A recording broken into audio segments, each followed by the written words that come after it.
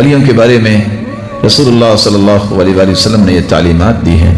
کہ ولیوں سے کبھی دشمنی نہ لگائیں۔ کچھ لوگ کہتے ہیں کہ فلاں تو ولی کو مانتا نہیں، آئیے ہم اپنا منہج بتائیں کہ ہم ولیوں کے بارے میں عقیدہ اور منہج کیا رکھتے ہیں۔ ہمیں اللہ کے رسول نے یہ سکھایا ہے جو صحابہ نے بیان کیا ہے، من عاد لی ولیا فقد آذنتہ بالحرب۔ اللہ ذوالجلال فرماتے ہیں جو میرے ولی سے کوئی دشمنی رکھتا ہے وہ میرے ساتھ جنگ کرنے کے لیے تیار ہو جائے۔ جو اللہ کے ولی کے ساتھ دشمنی رکھتا ہے وہ اللہ کے ساتھ جنگ کرنے کے لیے تیار ہو جائے۔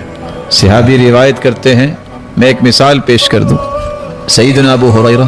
رضی اللہ تعالی عنہ، ان کی حدیث ہے کہ اگر آپ کوئی بکری خریدتے ہیں، دودھ دھویا ہے، پسند آ گئی ہے تو رکھ لو، پسند نہیں آئی تو اب بکری واپس جب کرو نا تو ایک سا کھجوروں کا بھی اسے دے دو۔ ایک شخص نہ جانے کیسی دشمنی ہوگی اس کے دل میں، کہتا دیکھو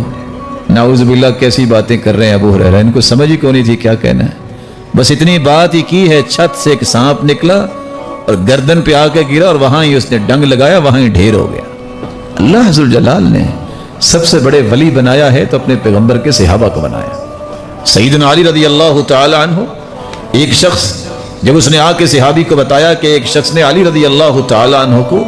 اس طرح کے الفاظ سے یاد کیا ہے، وہ آ کے کہتے ہیں